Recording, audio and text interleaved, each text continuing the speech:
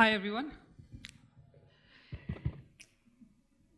So the first ever real impact project that I worked on, it actually bombed. Like, I had just gotten out of college. I had quite a successful college tenure, and being part of a lot of projects, a lot of clubs. I designed a lot of things. But when I actually designed something in the real world to help somebody, it actually bombed. The project was basically a scholarship project. I'd been volunteering for an NGO for 2 years, and I joined them as a program director. And one of the first things that I designed was a scholarship program, and we used to call it Propel then. This is Jitu. He's very special to me because he was the first youth that we worked with under that program. And I remember meeting Jitu in 2013, and he had just moved out of 12th standard, and he wanted to continue higher education. And he belonged to one of the orphanages that we worked with in Nagpur. And we were able to get him into college, and we provided him some guidance, and he got into college, and me and my team were really happy. We had created a simple solution framework that worked. He got into college, we all were very happy. But then suddenly, 1.5 years into his college, he actually decided to drop out. I wondered what went wrong, because I had good intentions, we had created a good solution. He got into college, but still, for some reason, he dropped out. And actually, when I asked him, out of so many reasons that he told me, some of the reasons that I remember very clearly were some reasons that I would have never been able to intellectually understand or connect those dots, that this could be a reason why somebody would drop out of college. I remember one of the reasons that he gave me was that he wasn't able to cope in class. And the reason for that was, when he used to sit in class, he used to feel so much anxiety and fear that the teacher is actually going to ask him a question, and he would have to stand up in front of the entire class and answer that question. And that was only because he was not confident in English. And that's the only reason. So like this, there were a lot of reasons which, honestly, nothing up till that point in my life would have prepared me to actually understand the realities of Jitu. Honestly, I just hadn't explored the problem enough. I didn't understand Jitu's realities. In fact, I didn't even spend much time trying to understand what are the realities of children who are moving out of shelter homes. I had just simply jumped to solutions. And in Jitu's case, the solutions were very simple. Because he belonged to a shelter home, the first thing that came to my mind was, he must be poor and he must be an orphan. So can I just provide him scholarships so that he can go to college? And can I provide him some guidance so that he gets to college? Though all of this was very well intended, it didn't really work out. And all of us have good intent when we are trying to help somebody. But then what we forget in all of that is that, have we actually understood the problem, or have we understood their reality before we actually jumped in to help them? And then it got me thinking, like, how did I get here, right? And at that point, there were so many thoughts that rushed through my head. A lot of them were to do with the conditioning that is done for us through our education systems and all. Where basically, I just realized that we've been made in schools and colleges, we are made to jump to solutions. With minimal information that we have, we are rewarded for quick results, we are rewarded for fast turnaround times, and all this sort of created a pattern in my head where I was like, I saw a problem and I need to solve it immediately, without really understanding things. In fact, I remember I came across this theory in psychology called reductive seduction theory, and it really stuck with me. Basically, it talks about how we are attracted to others' problems, and we find them very urgent, and we find them very readily solvable, and we just jump into, solve that problem. And this is something that really stuck with me. In fact, there are a lot of times in our real life also, we actually never ask somebody that we are helping that, hey, what actual help do you need? We always go in with the mindset that, I think you need this, so I want to help you. Because most of the time, the solutions are coming from our experience of life, what we feel is right, what we feel is wrong, and that's what we end up doing. In fact, there's a very good example. I find it very amusing, but it's a very powerful example from. There's an example from Zambia. Basically, there was a time where Zambia was facing food shortage, and a lot of UN decided to help out, and then it got in some Italian NGO to come to Zambia, and then help them figure out their food shortage problems. So the Italian NGO came to Zambia. They looked around. They looked around the banks of Zambezi River, and they found the land to be so fertile, and they were wondering, oh, this is very simple. Basically, the land is so fertile, we don't know why they are having agricultural issues. So they bought in seeds from Italy, bought in tomato seeds, started planting plants grew really well. In fact, they actually even they actually started paying people to actually come and work. But at all points in time, the local people weren't really too excited about this. And then tomatoes started to grow. They were actually quite big in size because the land was very fertile. And the Italian NGO thought that, you know what, we've solved the problem. We solved the problem of agriculture in Zambia. Then suddenly overnight, a herd of around 200 hippos just came and just ramped over the entire farm. Everything that had grown, all gone to waste. And then they went and asked the locals that, hey, why didn't you tell us about this? So they said, oh, well, you never asked us. You never asked us if, why do we not grow plants here? So this is one of the most common things that happens when we're trying to help somebody. And all this made me realize that I really needed to change my approach.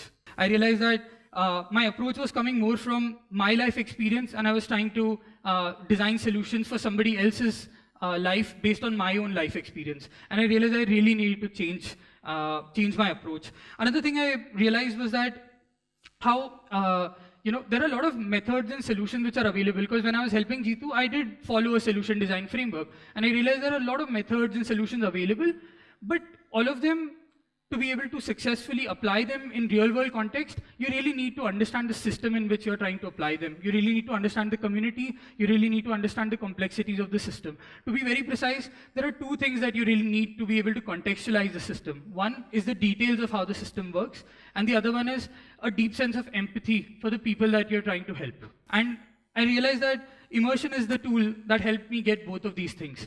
And when I combined, and if I could combine the power of contextually understanding somebody's reality with, tried and tested methodologies, that is a solution that will work. And I realized that, immersion is the way forward for me. So next time I thought that, I wanted to try this out on another platform. And so the other demography that I'm very passionate about is farmers in poverty, because I come from Vidarbha, and it has one of the highest rates of farmer suicides in the world. And this has been something which has been very close to my heart since childhood.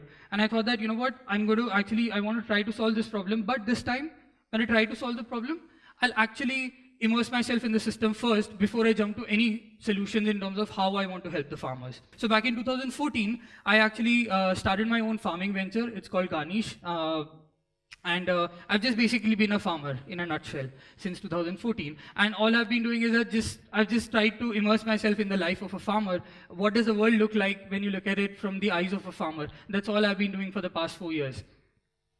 And I've realized a lot of things. It's been a long, adventurous and tiring journey. There have been days where I've got up at 4 a.m. in the morning just to take my produce to the market. This is after coming back late night from the farm the evening before. And the reason I had to go at 4:30 is because apparently in the market, the first morning 1 hour is when you get the maximum price for your produce. The later you go to the market, the prices go down. This is something that no textbook, no research paper would have ever made me understand. And sometimes there have been times where I've gone to the market and, the prices suddenly plummeted. There was some market fluctuation, and I had to actually sell all my produce for like 1 or 2 rupees, which was actually more costly than me actually having to transport it there. There have been times where I felt the heartbreak of actually throwing around 1 ton of cabbage just because there was a market fluctuation, because there was some produce that came in from a neighboring state, and suddenly the whole market prices plummeted to such a point that I couldn't even sell my produce to the market. Made me also realize the cracks in the system. Things like our cold storage chain or our cold chain solutions are really poor. So as a farmer, once I've plucked my produce, I have no option. I have to sell it at whatever price available, or I have to throw it. There's no other solution available for me. Some other things that I've realized is that how the whole system is delicately balanced. Like I used to have these naive notions that, if as a farmer, I could produce more, or I could produce better, that will solve the problem, because I have more produce is equal to more money. But then the moment I started interacting with the market, I started to realize that the market in itself is a whole other complex system. That even if I have a lot of produce, if the market isn't regulated properly, it won't work. I realized that if that also goes through, I realized that consumers have their own mindset. For instance, if I take an example, I used to grow lady's finger. Now, lady's finger in the market that actually sells, which a seller will buy from you, would be of this size.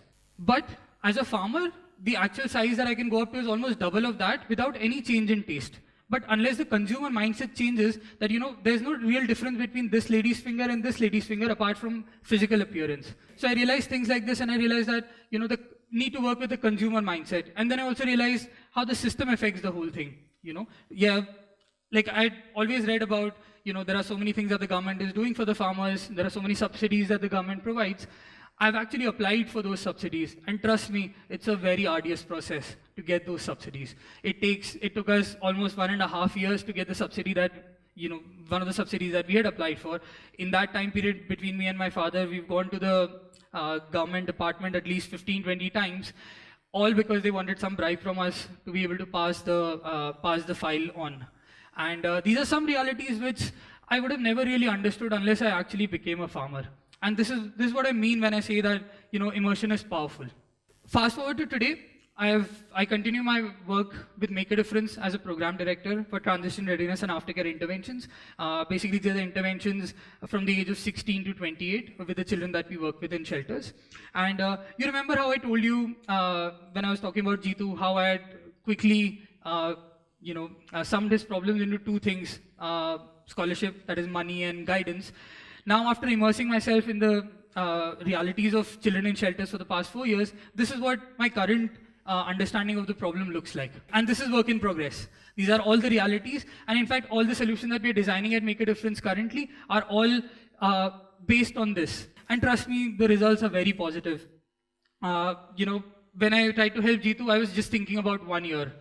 Can I just help him in that 12 standard to actually help him transition? Now, the program that I'm running, it's a 12-year-long intervention, where helping somebody get into college is just one of the things. In fact, we've actually started promoting that you actually don't need to go to college every time. It's okay. So these are the type of things. There have been a lot of success stories. Our youth have they're actually doing really well. They're actually succeeding with the right kind of support that we are able to provide, and obviously their own hard work. In fact, something that's coincidental and something makes me really happy and very emotional is that actually one of the youths that we work with in Nagpur is actually today sitting in the audience. So as a speaker, makes me really happy because I feel that we're doing something right. If I have to give some quick numbers, out of all the close to 500 youth that we work with in 12 standard, last year we had a pass percentage of 92%. 51% of them got first class honors. 91% of them actually progressed to colleges after shelter homes. We support more than 200 beneficiaries currently. We have close to 100 plus youth who are on full scholarships. One of the things that I realized when I was immersing in this reality is that the scholarships that are available are actually not wholesome in nature. Actually, if you look at it, there'll be a very cool website where they'll be we sponsor 100 engineering scholarships a year, but when you actually dig deep, it'll be we give you 4,000 rupees a year. Now, 4,000 rupees doesn't even cover my housing and food expenses for a month. That's where the thing is. So all the scholarships that we provide are full end-to-end scholarship that includes your housing, food, accommodation, college fees, resources, everything. Because we realize if you really want to solve a problem, this was a problem, right? We can't expect somebody to be working part-time and also be able to successfully complete college. We had a 92% pass rate from youth who went to university, so how Jitu dropped out. After that, we've had only 8% dropout in the last year. A lot of our youth have actually successfully completed university. So I could go on, but one thing that it did make me realize is that the whole approach is working. The solutions that I'm now designing are actually effective, are actually functional.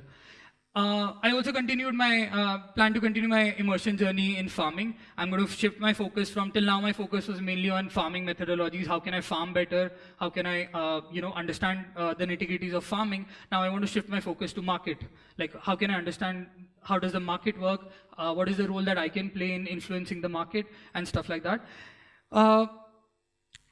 My dream is still alive. My dream is very simple. I want to alleviate farmer poverty. My dream is still alive. I may not have figured out all the solutions of how I want to do that, but I have a 25-year roadmap on how to get there. And yeah, I do dare to dream still.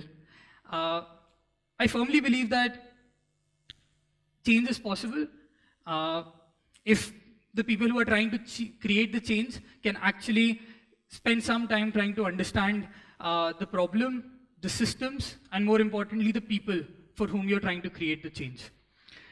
All this is possible if we just leverage the power of immersion. So all I want to say is that next time you try to help somebody, just take some time trying to understand them and their realities. Thank you.